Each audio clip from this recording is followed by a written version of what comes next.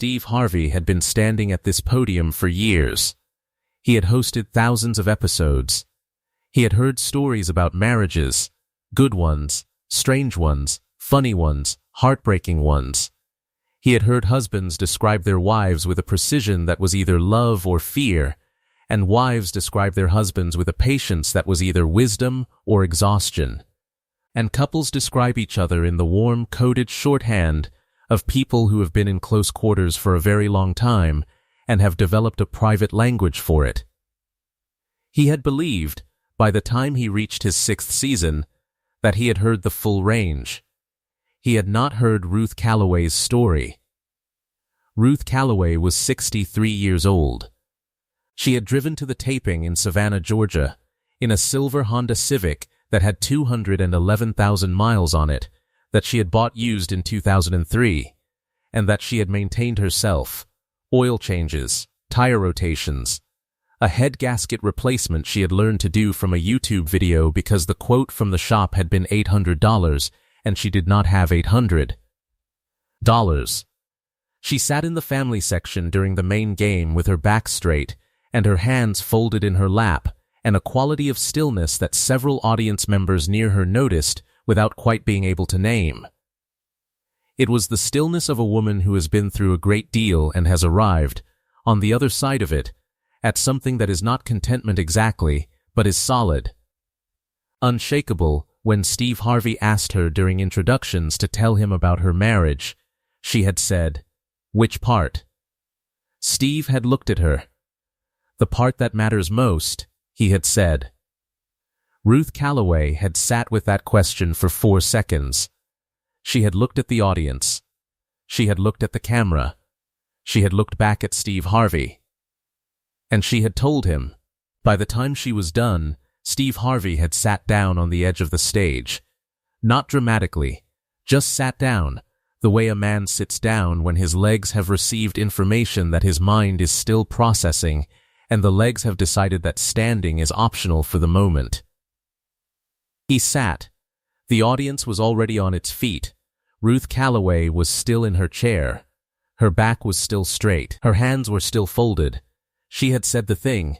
She had been saying it, in one form or another, for 31 years. This was simply the first time anyone had asked in front of 400 people. Savannah in late October sits in the specific season that the city does best. The heat has finally broken. The tourists from the summer have retreated. And what remains is the version of the city that belongs to the people who live in it. The moss-hung squares. The river smell at dusk. The particular quality of afternoon light in the squares that makes everything look older and more specific than it is. The Family Feud studio occupied the 2nd floor of a renovated warehouse building on the east side of downtown, 2 blocks from Forsyth Park. With tall windows that had been blacked out for the taping but that you could feel the daylight pressing against from the outside. It held 408 seats, and on this Tuesday in October, they were all filled. The audience had the composition of a Savannah Tuesday, a large group from a Tybee Island church retreat that had organized the taping as a Thursday afternoon activity and was one day early due to a weather advisory on the coast. A book club from Augusta, 12 women who had won the tickets through a radio call-in and had driven down together in 2 cars. Treating the occasion with the combined seriousness and festivity of a group that has been meeting monthly for 11 years and knows how to make an event of things. A scattering of families, several groups of retirees, and in the center section, in 4 seats that had been requested specifically, the Calloway family. The Calloway family on this Tuesday was Ruth, 63. The mother and the center. Her daughter Naomi, 38. A dental hygienist from Savannah who had organized the application and the travel and the logistics because that was what Naomi did. Organized things, managed them, kept them running, a quality she had developed young and that her mother took quiet, total pride in. Naomi's husband Desmond, 40. A high school football coach who had the easy, watchful quality of a man who spends his professional life reading rooms full of teenagers and has become very good at it. And Ruth's son, Andre, 34, who had driven up from Jacksonville, and who had the look of a man who has been summoned by his mother and has come without knowing exactly why, but knowing that when his mother summons him, you come. On the left side of the stage, the Pruitt family from Brunswick, Georgia, a father named Marcus, his wife Yvette, their adult son Caleb, a daughter named Talia, and Marcus's older sister Josephine, who had been in the audience section before realizing she was in the wrong row, and had been escorted to the family section by a PA who was very professional about the whole thing. Steve Harvey walked out in a charcoal suit with a pocket square that caught the studio lights in the specific way that his wardrobe consultant chose deliberately, not flashy, but present, and did what he did in every room, which was to arrive at it completely. He had not been briefed on Ruth Calloway beyond the production card that gave him her name, age, city, and the notation that she had been married for 31 years. The production card did not specify the nature of the marriage. The production team had discussed this and had decided, after some deliberation, to let Steve Harvey discover it. They had made this decision because they had met Ruth Calloway. They had decided that the right thing to do with Ruth Calloway was to point Steve Harvey at her and let them find each other. This proved correct. Ruth Calloway had grown up in Macon, Georgia, the middle child of 5, in a household that ran on the dual principles of her parents' marriage, her father's conviction that work was the structure of a life, and her mother's conviction that love was its content, and that both were necessary and neither was sufficient alone. Her father, Eugene Morrow, had worked for the Bibb County school system for 34 years as a bus driver and then a dispatcher, a job that required him to be at work before 5 in the morning and that he had performed without complaint because the job provided and providing was what a man did. Her mother, Estelle, had worked as a seamstress out of the house, alterations, repairs, the occasional wedding dress, and had managed the household and the 5 children and the finances with the specific competence of a woman who has decided that the available resources will be sufficient because they must be, and has organized her life accordingly. Ruth had been a focused child. She had been the one who watched, who noticed, who remembered things she had not been directly told. She had watched her parents' marriage and absorbed its lessons without being taught them, that love was a daily practice and not a permanent condition, that it required maintenance the way the house required maintenance, that the failure to attend to it did not mean it was gone but meant it was in need of repair. She had graduated from high school in 1979 and had gotten a job at the county hospital's administrative office, and had worked there for 6 years, learning every system, every form, every procedure, until the administrator who supervised her had called her into his office and told her she was being wasted in her current position and that if she applied for the office manager role she would get it. She had applied. She had gotten it. She was 24. She had met Harold Calloway at a church social in the spring of 1985. Harold was 31, 7 years her senior, a man with the physical solidity of someone who had worked construction in his 20s and the particular charm of a man who had learned, through experience, that charm was a useful tool and had sharpened it accordingly. He was funny. He was attentive, in the way that men are attentive when they want something. He was present, initially in the way that presence can be performed. Ruth had noticed the charm. She had also noticed, beneath it, something she could not immediately name, but that she felt the way you feel a draft from a window that is not quite closed. A slight, persistent chill that she did not have a word for at 24, and that she had let herself decide was uncertainty, which was normal, which everyone felt at the beginning. They had married in 1986. The first years had been good years, or had had good things in them, the good things of early marriage, the particular pleasure of a shared life being built, the children arriving, Naomi in 1986, Andre in 1990. And then the shape of the thing had become clear. Not in a single moment. Never in a single moment with Harold. In the accumulation of small moments, each individually manageable, each individually explicable, each individually the kind of thing you absorbed and moved past, and which added up, over years, to a life that was organized around Harold's definitions. Harold's definition of how the money should be managed, which meant Ruth had an allowance for the household and a separate conversation required for anything beyond it. Harold's definition of which friends were appropriate, which meant the friends who asked too many questions or who Ruth seemed too comfortable with were gradually, quietly, no longer available. Harold's definition of what Ruth's work was worth, which was less than what it was worth, and which he communicated not through direct statement, but through the specific architecture of a household where Ruth's income was deposited into an account she did not have a card for. Harold's definition of what had happened in any given situation, which was always a version that placed Harold at the center of reasonableness and Ruth at the edge of misunderstanding. Ruth had known at 30 that something was wrong. She had not had the word for it at 30. She had found the word at 41 in a women's support group at the IMCA that Naomi's school counselor had mentioned in a parent meeting. That Ruth had attended once as due diligence and had returned to every Tuesday for 3 years. The word was control, not the dramatic kind, not the kind that leaves marks or makes noise. The quiet kind. The kind that works through definitions, through the slow, patient redefinition of reality until the person being defined begins to use the definitions themselves. Begins to see through the framework they have been given, begins to call Harold's version of events simply the truth. At 41, Ruth Calloway had recognized the framework. This was the hardest thing she had ever done. Harder than leaving would have been if she had left. Harder because recognizing the framework meant understanding that she had been living inside it for 15 years. And that the version of herself she had been operating as was a version that had been collaboratively produced by her and Harold.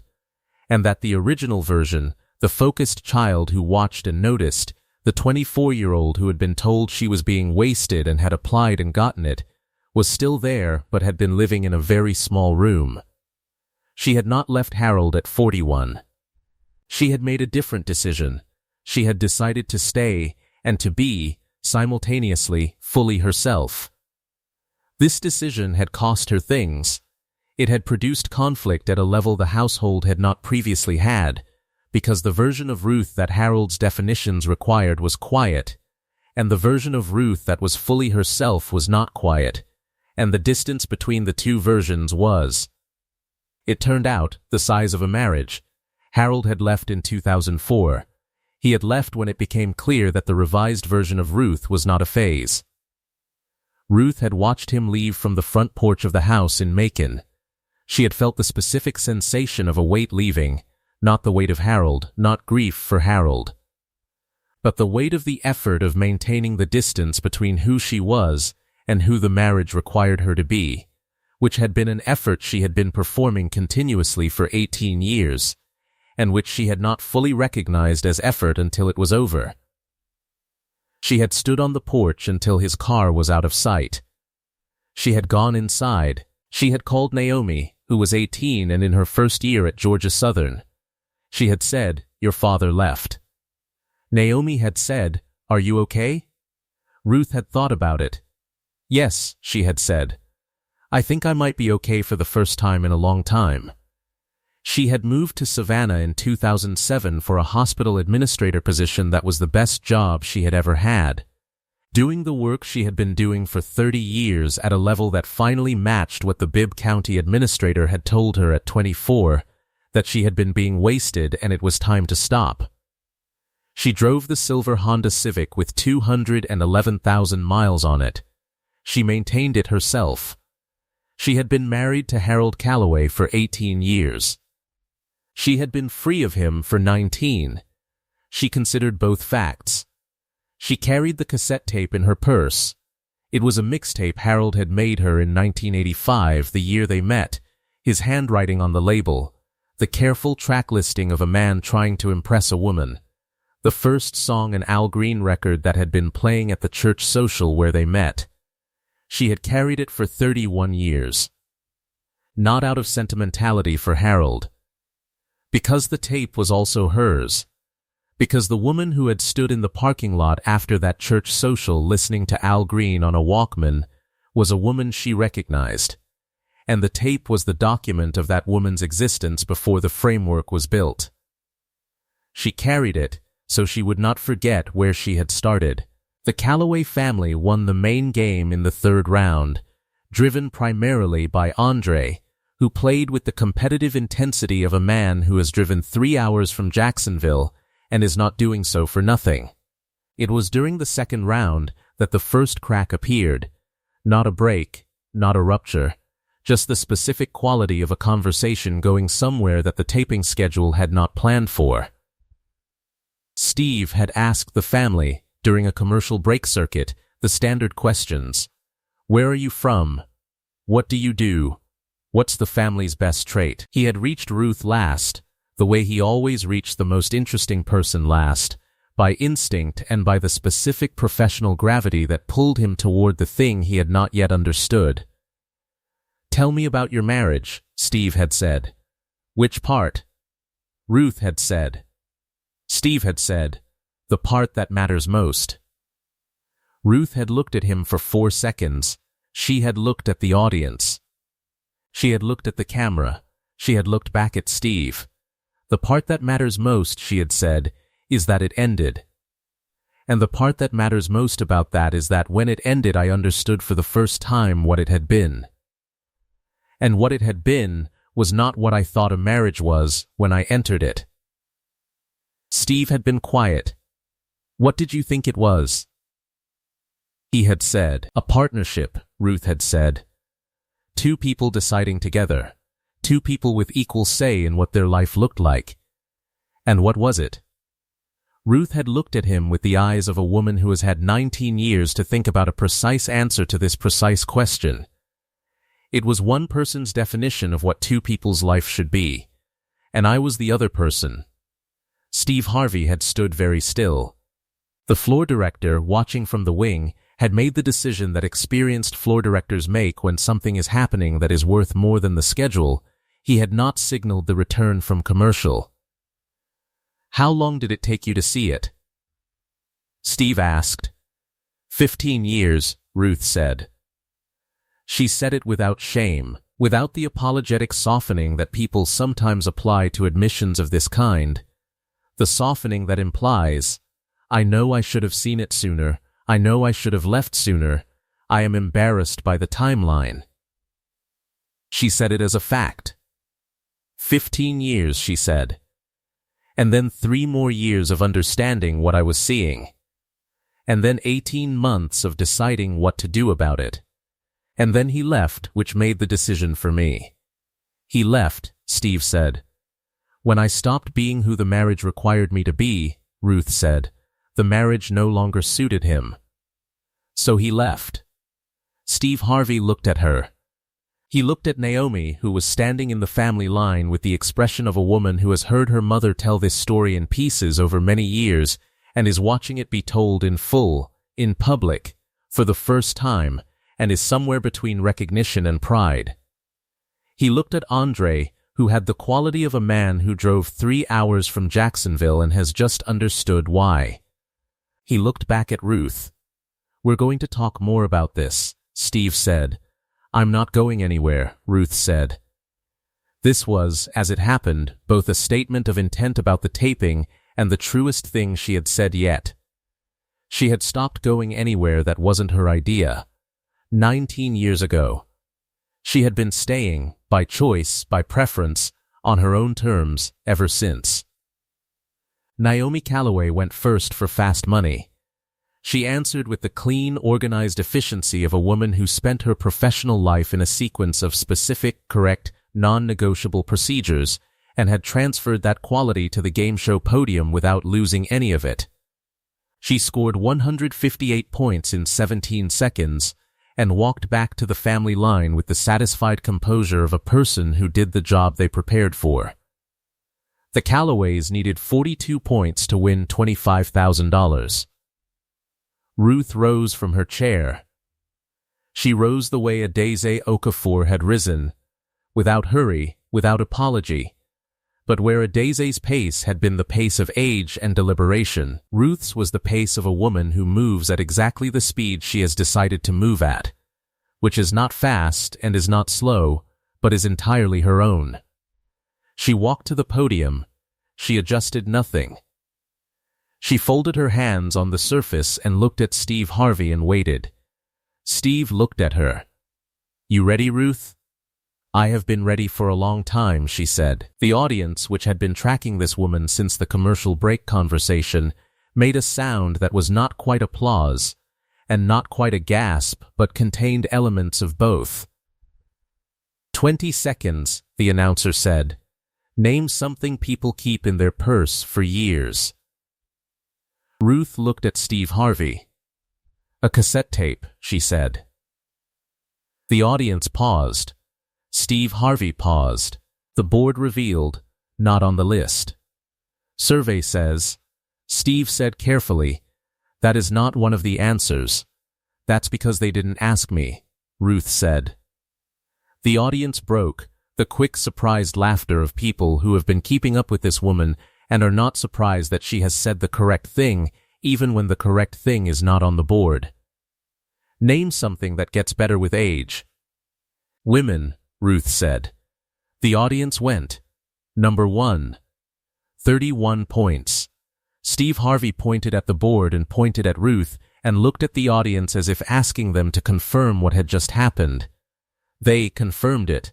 "Name something you check before a long drive." The oil. Number 2, 24 points. They had won. The total was at 213. 3 questions remaining. Steve Harvey did not signal the floor director. He had known since the commercial break that he was not done with Ruth Calloway. He had known since she said one person's definition of what two people's life should be. He had 3 more questions on the card and he was going to ask them not because of the score, but because of her. Name something a woman learns to do on her own. Ruth did not look at the card or the board or the audience. She looked at Steve Harvey. "Everything," she said. The board revealed, number 1, 51 points. The audience rose, not all at once. In the rolling wave that begins when the people in the center section stand and the people around them stand, because something has happened that standing is the only appropriate response to. Steve Harvey let it build. He let it crest. He looked at the last 2 cards in his hand. He put one of them face down on the podium. He was keeping that one. Name something you would tell your younger self. Ruth was quiet. Not the quick processing quiet. The deliberate quiet of a woman who has been asked a question she has actually considered, and has an answer that took her a long time to arrive at, and intends to give it correctly. That the draft from the window is real, she said. Even when you can't name it yet. Even when you're 24 and he's charming, and the church social is lovely, and the Al Green is playing. The draft is real. Trust it. The studio received this. In the specific silence of a room that has been given something precise. Naomi, at the end of the family line, pressed both hands flat over her heart. Andre had both hands on the railing, his head slightly bowed. Desmond, Naomi's husband, 40 years old, a man who coached teenage boys for a living and had developed over 2 decades the specific quality of knowing when something important was being said and being quiet for it, was being quiet. Steve Harvey looked at the card in his hand. The last one. He looked at Ruth. He asked it. What does a good marriage actually look like? Ruth was quiet for a longer time than any of the previous questions. The audience, which had risen for everything and had not sat back down, waited. Steve Harvey waited. He had the quality he deployed for the only kind of answer worth having, the patience of a man who has decided that the schedule is whatever comes after this, and this is what matters now. "I have been thinking about that question," Ruth said, "for 31 years. She paused. "I thought for a long time that I didn't know the answer. That I had spent 18 years in something that was not a good marriage, and that the disqualification was on both sides, him for building the framework and me for living inside it.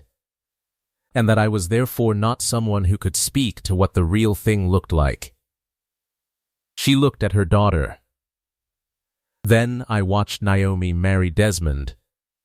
Naomi looked at her mother. I watched them for 6 years, Ruth said.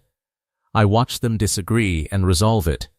I watched them make decisions, real decisions, with both of them at the table, with both of them allowed to say, I don't think that's right. I watched Desmond change his mind because Naomi had a better point. I watched Naomi tell him something hard and watch him receive it. I watched them be wrong together and right together, and I understood for the first time what the thing was. She looked at Steve. A good marriage is two people who are both allowed to be themselves inside it, not performing, not managing, not maintaining a version of themselves that the other person's definition requires. Actually, themselves. She paused. It sounds simple. It is the hardest thing in the world to find, because the version of yourself you bring to a new relationship has usually been shaped by every previous relationship. And what you don't know, what I didn't know, is that some of that shaping has been done to you rather than by you. And until you understand which is which, you cannot know what you are actually bringing. She looked at her hands on the podium. I was 44 years old before I understood which of my shapes were mine and which were Harold's. And that is not a tragedy, that is the timeline it took. I am 63 now. I have been fully myself for 19 years. That is not a short life. She looked up. It is a very good 19 years. The studio was completely still. Steve Harvey had not moved. He had the quality he rarely had on a game show stage, the quality of a man who has stopped performing and is simply receiving. He was not hosting, he was listening, with the underused tool. The Barberton Church group in the left section, the book club from Augusta, the Tybee Island retreat group, were all on their feet. Had been on their feet since women. Were not sitting. Steve Harvey took one slow step back from the podium. Then another. He reached the edge of the stage. He sat down. Not dramatically. The way a man sits when his legs have received information and have decided that standing is optional for the moment. He sat on the edge of the stage with his feet on the step below him and the question card in his hand, and he looked at Ruth Calloway standing at the podium with her hands folded and her back straight, and her 63 years entirely visible and entirely earned. He did not speak for a long time. Steve Harvey sat on the edge of the stage for 22 seconds. He sat the way the men in this series of mornings and afternoons had stood and walked and paused, in the particular stillness of someone who has received something and is deciding what to do with it. Then he looked at the question card in his hand. He looked at the board. I should check the board, he said. Ruth, what does a good marriage actually look like? Survey says. The board revealed, not on the list. The survey had not asked that question. Steve Harvey looked at the empty board. He looked at Ruth. That wasn't one of the questions, he said. Ruth looked at him steadily. I know, she said. I made it up. I figured. Did you mind? Ruth Calloway looked at Steve Harvey sitting on the edge of the stage. No, she said. I did not mind at all. The audience confirmed that they also did not mind. Steve stood back up. He walked back to the podium. Ruth, I need to say some things. And I want the cameras to catch all of it. He turned to the audience. In all the time I've been hosting this show, I have had conversations on this stage that surprised me. People have been funny in ways I didn't see coming. People have been brave in ways I didn't see coming. People have said true things in the middle of game show questions that turned out to be the truest things said on this stage in a long time. He paused. This woman has done all three in the last 20 minutes. He looked at Ruth. I want to say something about what you described. about living inside a framework that was built by someone else, about 15 years of shapes that were his and not yours. He stopped walking. That is one of the hardest things to see from inside. The reason it's hard is because the framework becomes the water you swim in. You stop seeing it as a framework and start seeing it as reality. And the person who built it is very invested in you not knowing the difference. He looked at the audience. There are women in this room right now who know exactly what she described. Not necessarily the same story, their own story, but the same shape, the slow, quiet redefinition of who they are and what they're allowed to want and what the word reasonable means, until the redefined version feels like the original. He let it land.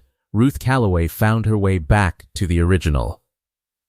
At 44, after 18 years, and she has been the original for 19 years, and she drives a Honda Civic with 211,000 miles on it that she maintains herself, and she has a hospital administrator job she is not being wasted at, and she watched her daughter build the marriage she did not get to have.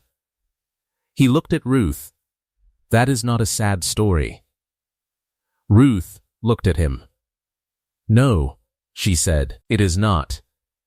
Is it a story you could have told me 10 years ago? She thought about it. 9 years ago, she said. I needed 1 more year. What happened in that year? I stopped being angry at Harold, she said.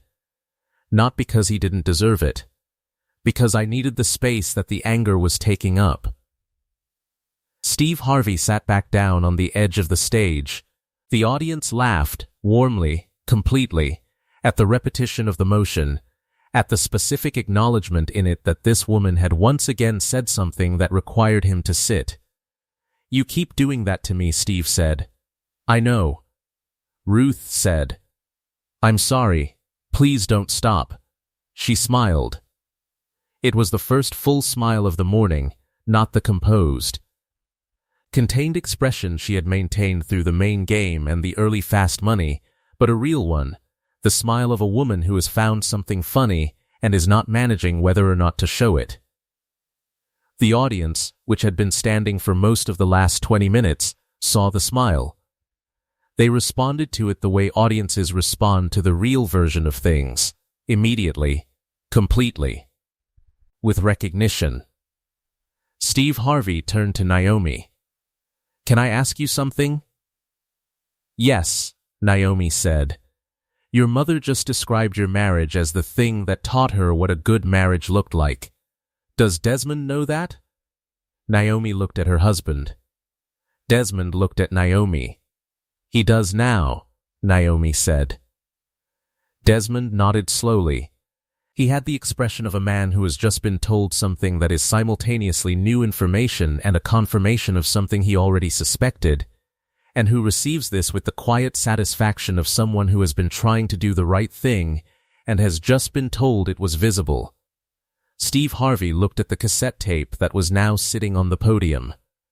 Ruth had removed it from her purse at some point during the fast money round, without explanation, and set it there, and it had sat there through all of it, Harold's handwriting on the label, the Al Green record listed first.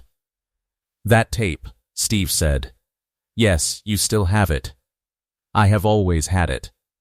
Why? Ruth looked at the tape because the woman who stood in the parking lot after that church social listening to Al Green on a Walkman was a woman I knew. I liked her. I did not want to lose track of where she had been. She looked at Steve. She was always there. Harold didn't take her. He built a house around her that made her hard to find. But she was always there. Steve Harvey looked at the tape on the podium. He looked at Ruth. He said, she found her way out. Ruth Calloway picked up the tape. She put it back in her purse. She did, she said. The total score was 263 points. The Calloway family had won $25,000. This information was received by the family with the practical warmth of people who are glad about money and are not, today, primarily thinking about the money. Andre, who had driven 3 hours from Jacksonville, pumped his fist once in the specific way of a man who has won something and is acknowledging the win before returning to the larger thing happening around him. Naomi held her mother's hand. Desmond stood slightly behind them, in the patient position of a man who understands that this moment belongs to the women in front of him, and whose job is to be present for it. Steve Harvey brought them to center stage. He stood with them. "I want to do something I don't always do," he said to the audience. "I want to ask this woman to finish a sentence." Ruth waited. "The thing I know now that I wish I had known at 24 is," Ruth did not hesitate, "that the version of yourself you were before anyone told you who to be is not naive," she said. "It is not unfinished. It is not something to be improved on by someone else's definition. It is the most accurate version you will ever have, and the work of a life is not to improve it, but to protect it. And if it gets away from you, the way mine got away from me, the work of a life is to find your way back to it." She paused. "You always can," she said. "It is always there." Waiting, in the parking lot. With the Walkman, with Al Green playing. The book club from Augusta in the right section had been quietly extraordinary throughout the taping, 12 women who had been meeting for 11 years, who knew how to be an audience for something real, and they made, at this moment, the sound that 11-year book clubs make when they recognize something they have been discussing in various forms for a long time, and have just heard said exactly right. The sound of recognition. Of yes, that, exactly that. Steve Harvey turned to the broader audience. "I want to say something about this woman that is not about the game show," he said, "because we have not been doing a game show for about 40 minutes and I think everyone in this room knows it." He looked at Ruth. "You came in here today with a story you have been carrying for 31 years. You told it clearly, without apology, without the softening that people apply to stories like yours to make the listener more comfortable. You told it in the exact words that were accurate, and you let the accurate words do the work, and you did not protect anyone's feelings at the expense of the truth." He paused. "That is not a small thing. It takes a long time to learn to do that. Longer for women than it should, because women are taught from childhood that their job is to manage how the truth lands on other people. You stopped doing that, and the truth lands." He looked at the audience. "She is 63 years old, and she has 19 years of being fully herself, which is 19 more years than a lot of people in this room have had. And she drove here in a Honda Civic that she maintains herself, and she answered game show questions with the same quality she answers every question, directly, specifically in the words that are accurate, and she made me sit down twice." He sat down again, on the edge of the stage, once more. 3 times, he said. The audience responded to this with the warmth of people who have been in the room for all 3 sittings and are happy to witness a 4th. Ruth looked at him sitting on the edge of the stage. "You can get up now," she said. "I know," Steve said. "I just like it down here. It's a good level for receiving things." Ruth looked at him for a moment. "That," she said, "might be the most perceptive thing you've said all morning." Steve Harvey looked at the audience. He gestured at Ruth. He had no words. This, for a professional comedian with 30 years of words, was notable. The audience understood the absence of words as the best possible response. They gave it what it deserved. Ruth Calloway stood at center stage with her family around her, and her purse on her arm with the cassette tape inside it, and her back straight and her hands folded, and received it all with the composed grace of a woman who has been through a great deal and has arrived, on the other side, at something solid. She received it the way she received things now, on her own terms. Fully, the $25,000 was divided in the way of a family that has been organized by a woman who knows what money is for. A portion to Naomi, specifically for the dental practice she had been planning to open for 4 years and had been funding slowly from savings, The money made the timeline move up by 18 months. A portion to Andre. For the down payment on the house in Jacksonville he had been working toward. A portion to Ruth herself, set aside in an account she had opened in her own name in 2004 when Harold left, into which she had been putting small amounts for 19 years, and to which this sum was added. She did not tell her children what the account was called. It was called Original Version. The clip posted 3 days after the episode aired. The production team had known what they had from the moment Ruth said which part. They had clipped 3 separate segments: the commercial break conversation, the entire Fast Money round including the improvised last question, and the catharsis at center stage. All 3 performed. The Fast Money clip, specifically the exchange about women getting better with age, the cassette tape answer, and the 3 occasions of Steve Harvey sitting on the edge of the stage, was the one that traveled farthest and fastest. By the end of the first week it had been watched by 14 million people. By the end of the month the number was approaching 70 million. It appeared in a piece about women's financial independence. It appeared in a piece about coercive control in relationships. It appeared in a piece about what the research on late-life identity reconstruction looked like, cited by a psychology professor who had watched it twice and used the phrase "the draft from the window" in a lecture the following week, and had her students ask where it was from.